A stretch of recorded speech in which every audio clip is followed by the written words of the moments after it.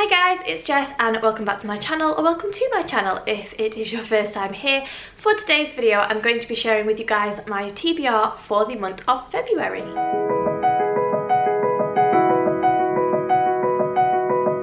Now, I know that I'm not massively good at TBRs because I am something of a mood reader, but with having the Bookish Mamas book club and some buddy reads and just wanting to make smarter reading choices this year, i.e. reading books that I already own rather than buying more, I just thought that if I made myself a loose TBR and I took those books from my shelves and put them somewhere where I can see them, then I'm much more likely to get to them. So let's just jump straight in. As we're already into the month of February, I've got two books which I'm currently reading, so I'll talk about those first and then I'll go on to share about the books that I'm hoping to pick up in the rest of the month. First up, we have Six of Crows by Leigh Bardugo, and this is a reread for me. If you've watched my videos before, you'll know that I am a huge fan of Leigh Bardugo's writing, in particular the Six of Crows duology, one of my all-time favourite fantasy series. I just think that Leigh Bardugo is an absolute master at creating storylines, and my favourite thing about her is that she writes morally grey characters that you're not supposed to love, but you do. And so I just decided that I wanted to reread this series. I'm not actually a huge rereader of books. I tend to only reread books when new books come out in a series. If it's been a long time and I just want to brush up on what went on, then I'll reread a series. But I don't often reread books just because I feel like it, but I really wanted to read a book with morally grey characters in it, and I just felt that that was lacking from some of the books that I've read recently, so I decided that I was going to pick this one up, whiz my way through it, and just fall back in with some characters that I really loved. So I'm about 150 pages in and loving it just as much as I did the first time that I read it. The next book that I'm currently reading is Scrappy Little Nobody by Anna Kendrick. I want to read more non-fiction this year, and I do have quite a few non-fiction books on my shelf which I haven't picked up. So this is kind of a loose autobiography. It's written in the style of essays and recounts Anna's experience from being a child actor on the stage right through to present day. I'm about 50 pages from the end. It's not quite what I was expecting. I think I was hoping it was going to be a little more amusing than I personally have found it, but it's been a really interesting insight, and once I finished it I'll have more things to say about it in my February wrap up. Okay, moving on now to the rest of the books that I hope to pick up this month.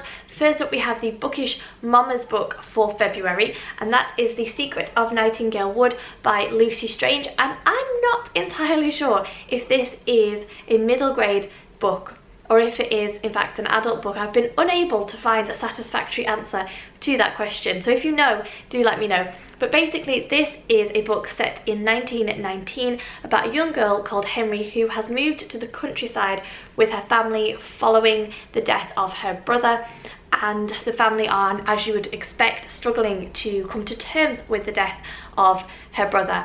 And Henry very much lives in a world of book characters, and then one day she decides to wander away from the house down to the Nightingale Wood, which is on the edge of their property. I think she meets someone in the woods and builds a bond with them, and yeah, the story kind of unfolds from there. Having read The Power in January, which was such a hard-hitting book, I'm really looking forward to reading this one because I think it's going to be a bit more whimsical, maybe a bit more emotional, definitely along the lines of a family drama type story, but I'm definitely looking forward to picking this one up. Next up, we have White Oleander by Janet Fitch, and this is a book that I'm going to be buddy reading with some of my favourite bookish people, and I don't know much about it other than it's about a mother who is a poet who goes to prison for murder, so you kind of follow her story, and then her daughter ends up being put in a bunch of foster homes because her mother has been imprisoned, and we follow her story.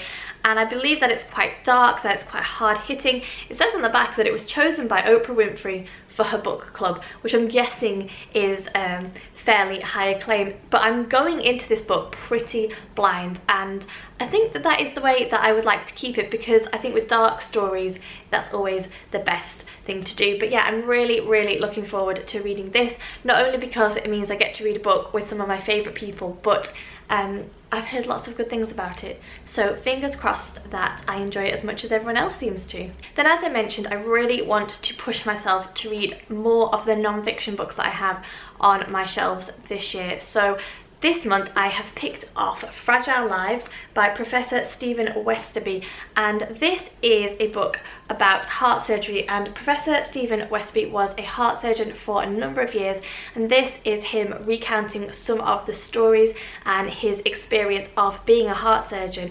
And I'm a little bit dubious about this one. I picked it up because it made it onto the Costa Book Awards shortlist for this year, and I was really intrigued by the premise, but I am so squeamish and I don't know how I'm gonna feel reading a book about heart surgery and open heart surgery and all that kind of thing. I'm not entirely sure, but I do think that it sounds really, really interesting, and I'm fascinated to see what Professor Stephen Westerby has to say about it. So this has been taken out.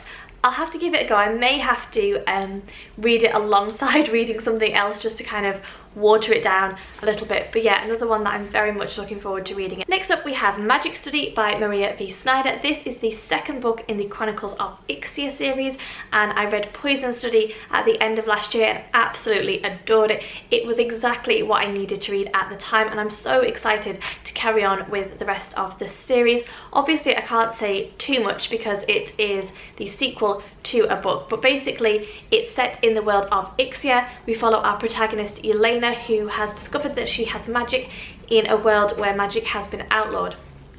And that is pretty much all that I can say, because you need to read the first one and follow the series of events that happens to Elena in that book. But the thing that I really enjoyed about Maria V. Snyder's writing was that it was just super easy to read. It wasn't complex, even though she was introducing you to a fantasy world. It wasn't difficult to get into. It was really easy to read. Her characters were easy to connect to and very likeable. And yeah, I'm just really looking forward to getting back into that world and seeing what happens next. And then the final book that I'm adding to my TBR this month is Firefly Lane by Kristen Hanna. I made it one of my goals this year to pick up more of Kristen Hanna's books. In 2016 I read The Nightingale and absolutely adored it, and I really wanted to pick up more of Kristen Hanna's books, and then I just never got round to it last year. So when I spotted this one secondhand, I grabbed it. Now I know that this is very different from the setting of The Nightingale.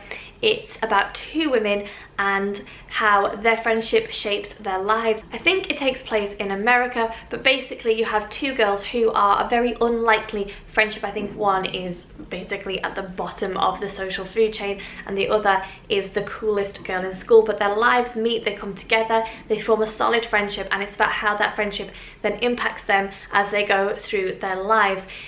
I am hoping that it is going to be as easy to connect with as Nightingale was, that it's going to be as emotionally moving as The Nightingale was, and that Kristen Hanna's writing is going to be as solid as it was in The Nightingale. And despite all of that, I am going to try and go into this book without too high expectations, but it's very difficult when you've loved a book by an author to not then immediately expect the same things from every book that they write. But as I said, this is a very different setting from The Nightingale, and I am a fan of World War II fiction in general, so I was always going to enjoy that book, I think. But yeah, I'm just really looking forward to picking this up and seeing whether Kristen Hanna's other books are as good without being too harsh a judge. We'll have to see how that goes for me. So there you go, they are the books that I want to read in the month of February. Do let me know what you think of my choices. Let me know what you're currently reading and what you're planning to read in the rest of the month. If you enjoyed this video, don't forget to give me the thumbs up, subscribe to the channel for more content, and I'll see you all soon.